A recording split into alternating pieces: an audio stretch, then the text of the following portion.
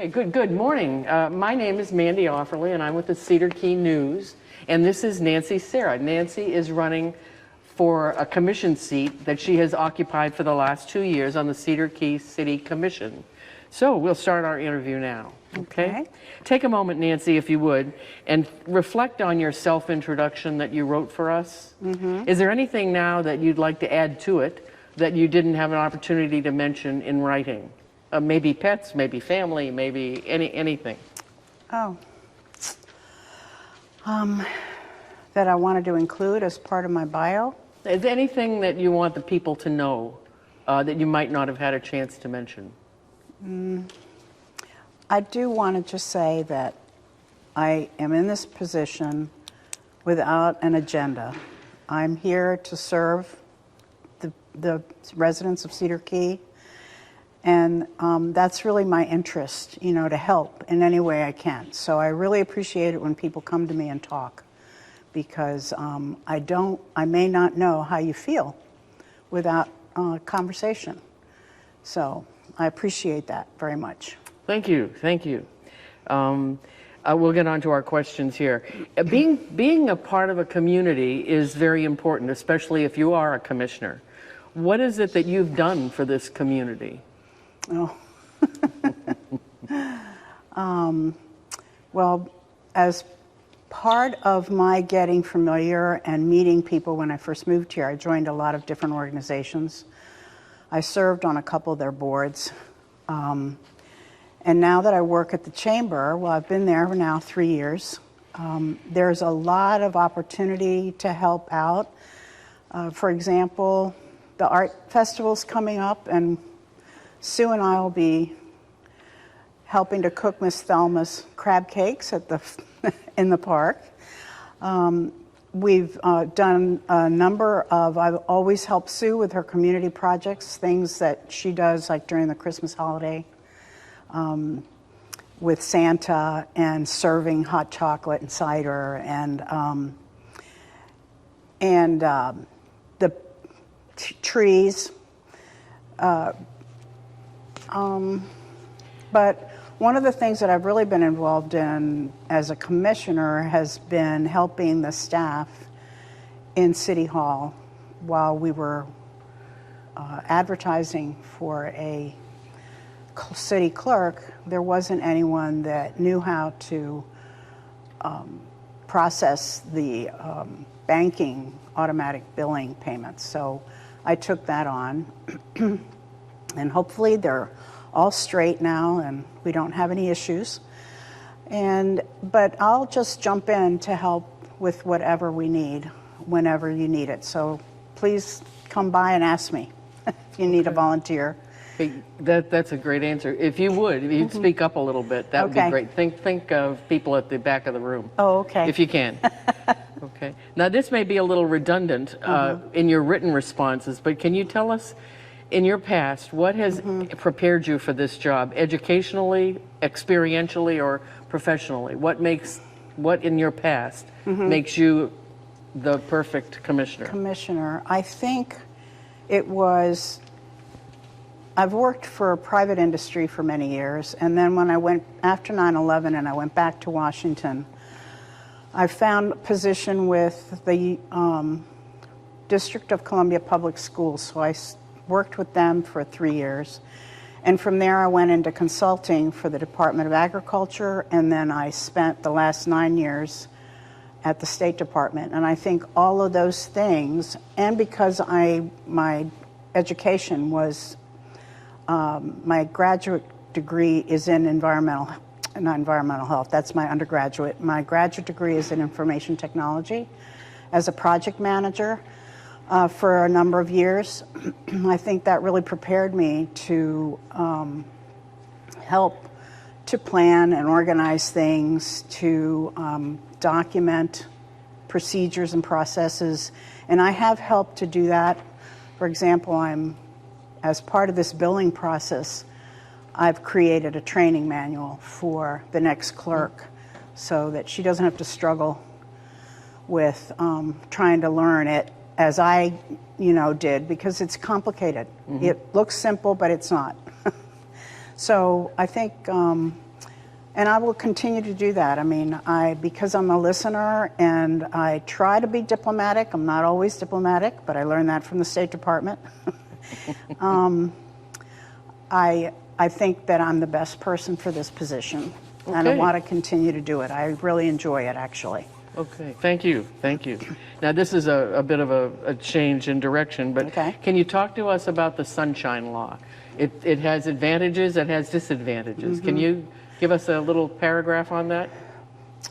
Well, when I first became a commissioner, I found the Sunshine Law to be very frustrating because coming from project management, I was very used to working as a team, and whenever there were issues, we would get together as a group and sort of bounce things off each other and come up with a solution. And now you really can't do that with your commissioners. So that means that I have to go to your residents and depend on you to tell me how you feel and how it looks so that I can, and then also to sometimes state government information, research. I do take advantage of our city attorney to help me with those kinds of things. And he also does tell me when something may be considered a breach of the Sunshine Law or not, so that I don't trip over that. So the positive side of that is that that means that people can't collude. They cannot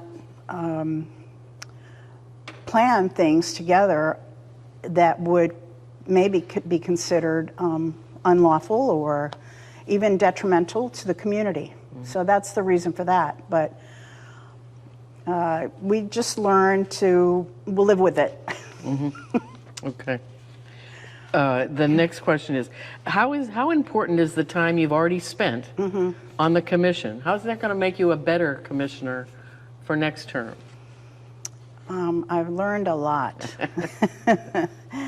And I find that I'm much more relaxed when I'm at the commission meetings, so I'm much more willing to ask questions. There were times at the very beginning where I would have a question, but I didn't really want to entertain the discussion that would maybe come as a result of my question and maybe make the meeting last longer than I anticipated. In other words, I didn't want people to feel they were training me on the job.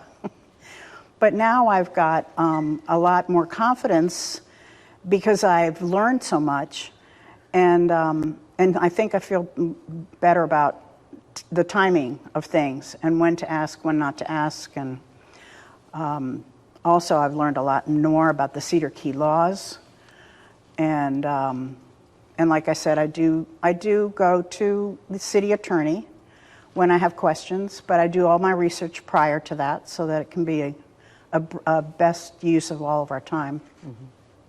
Okay. What are your plans to make your commissionerhood, if that's a word, better next time? Better for the next 2 years? Better. I know that I've got to learn a little bit more about the laws of Cedar Key. I've started learning a little bit more about permits and building codes, which is an important item that came up not too long ago. And so I will continue to do that, and I will continue to leave my door open for anyone that wants to come and talk.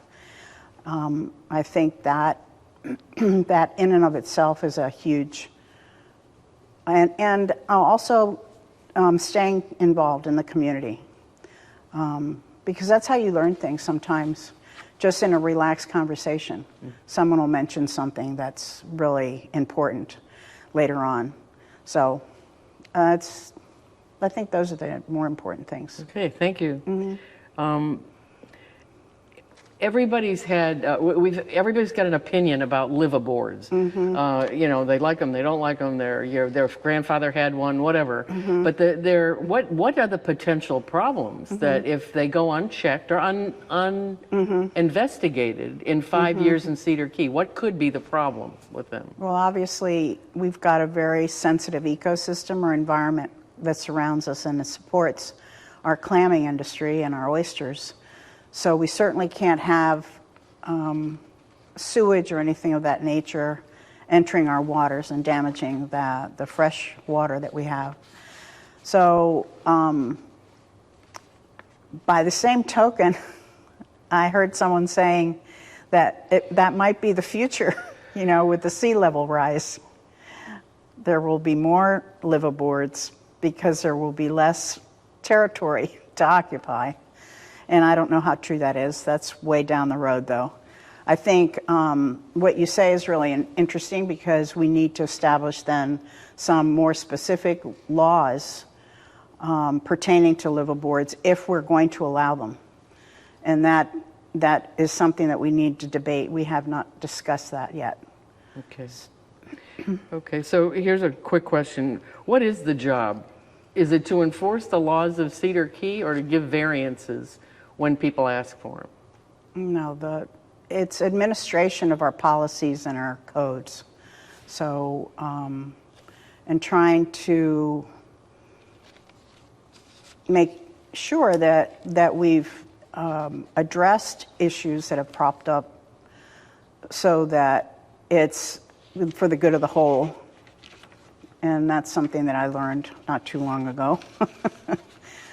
Well, that situation doesn't get simpler. The laws of Cedar Key are pretty clear. Yes. And variances will continue to come. Right. And they become increasingly complex. People now are paving the right-of-way in front of their homes. Public land is being assumed or accreted. Can you give me a sense of what you would do with that, or have you got an opinion on that? Well, I think we need to address each one of those things individually, basically because each one will be different. Just like you said, they get more complex. Some of them may be simpler. But as we look at each one of those requests, then we can decide based on the code, what we have, and how best to make a decision. Whether it's for or against, I'm not sure, not until I have all the information. Okay, here's a concluding question. Okay. Is there anything that we haven't asked you to write about or haven't talked about here that you'd like to make sure your audience hears? Anything that you might want to add? I'll say it again that I've really enjoyed my last 2 years. It's been hard. I mean, we started the process during the COVID, when COVID first started, so it was a completely different type of campaign that we had to conduct. And I really appreciate you and Frank helping us with this because that's how we get the word out. I remember standing up at bridge number 4 with Virgil because people kept telling me that there was no face recognition. So I would just wave, but with my sign. And but I want people to know that I'm here to help. Like I said before, I do not have an agenda. I just want to serve, and the best way for me to help you to enforce our laws, if that's what needs to happen, our policies, and administrate, is for you to tell me what you really need and what you would like to see or what you don't want. I mean, we can, but if no one says anything, I'll make it that much. I'd have to depend on my own decision making, and I'm pretty logical, and I do my due diligence, but I would really like to hear everyone's commentaries and their thoughts. Thank you, Ms. Sera. We appreciate your time. You're welcome. Thank you.